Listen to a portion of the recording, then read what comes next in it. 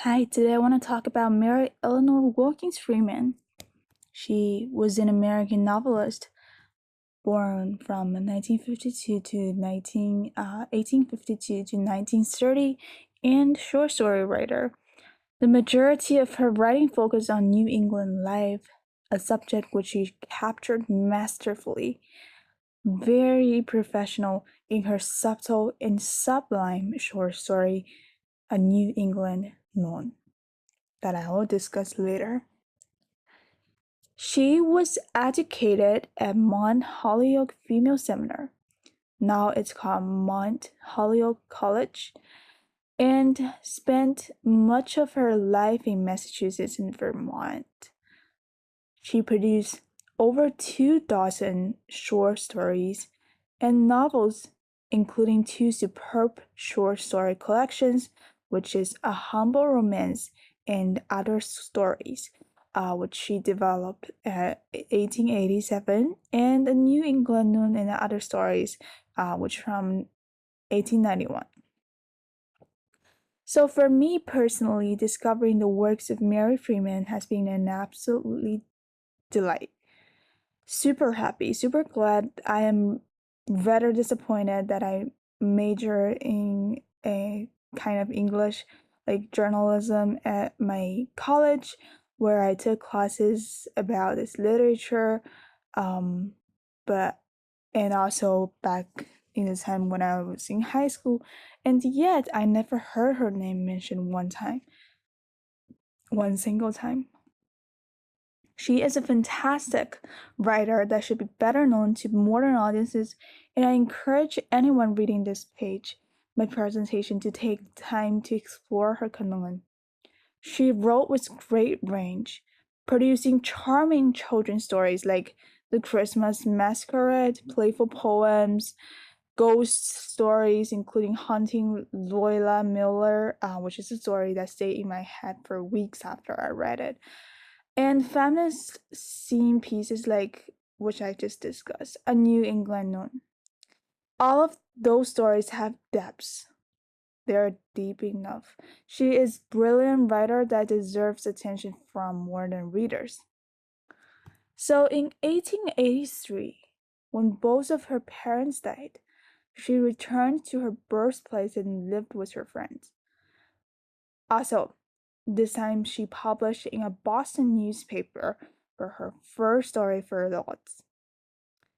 She married her husband, Charles M. Freeman, in New Jersey and lived there until her death. In her literature career, almost for 15 years, so long, Mary E. Wilkins Freeman wrote 15 collections of short stories, 16 novels, 1 play, and 8 volumes of prose and poetry for children. Of the various genres that she attempted, she seeked. Her best writing occurs in the genre of short fiction during the 1880s and 1890s. This time, she rejected a career in teaching to concentrate her goal of becoming a writer. She uses New England village and countryside settings, and dialects sometimes place her stories in like the local color movement, and her work thereby enjoyed an added vogue. However, she avoided the sentimentality then current in popular literature, so that's something that we should focus on. That is different than what we have it right now.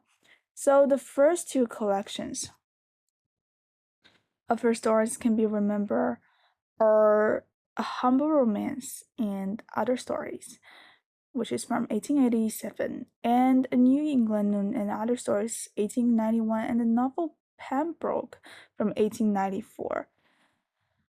Basically, the major theme of Freeman's work illuminated aspects of her life.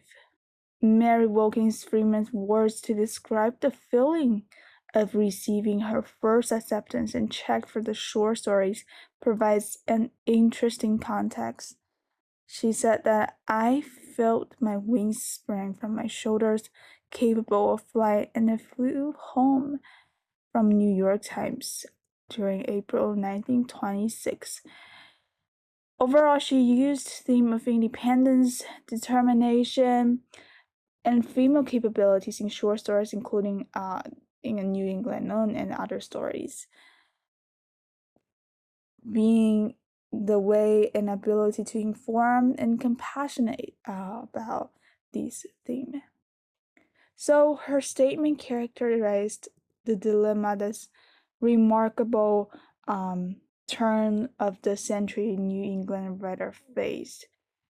The paradox that she expressed in most of her works that you might be recognized, which she experienced a lot of things, and then the styles of her were very distinguished from all of her works that Mary E. Wilkins has been experienced.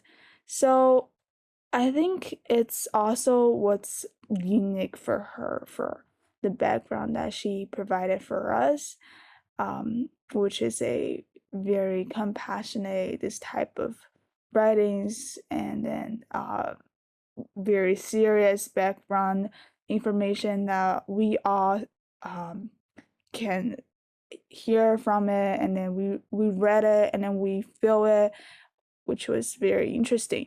So it is important to explore her depiction of this kind of relationships that are also what she focused on between women, mainly about women, and her focus on the role of work in women's lives, and also just the way in which she explores the psychology of rebellion as the children, as the characters were labeled, so submit or face the consequences of their rebellion.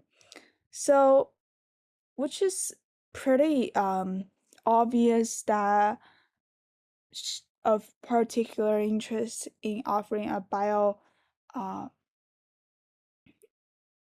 in a biographical context is the intensity of Freeman's relationship with Mary Walls, with whom she lived for 25 years. Generally, her story reflects a great understanding of female friendships. So, in Freeman, the fictional rural New England is not always nurturing an anti-patriarchal realm. So Freeman depicts this realm as a source of confinement, ignorance, suffocation. In some of her stories, Old Woman Morgan, The Resign of the Dog, so on and so forth. So she was an eco-critical writer. Song shows how Freeman showcases fictional ecofeminist protagonists who confront environmental irresponsibility and restrictive views on gender. She resonates with world literature. She wrote fascinating novels as well as the more familiar short fictions. Freeman bridges the realist modernist divide, which she showed realism. So we challenge the consensus that Freeman's output went after 1902, the date of her marriage to Charles Freeman.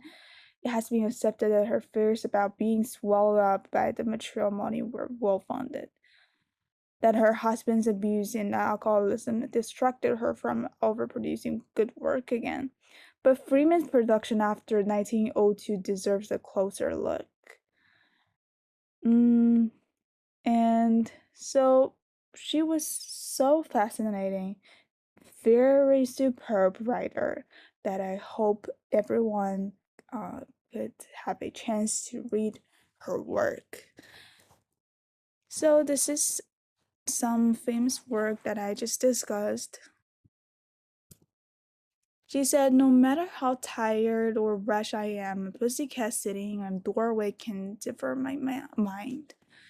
She has this sense of very modernist divide. Her collection was focused on deeply that filled by the comfortable the compassionate and just very I find it super super excellent. Okay, thank you for listening. Thank you for your patience.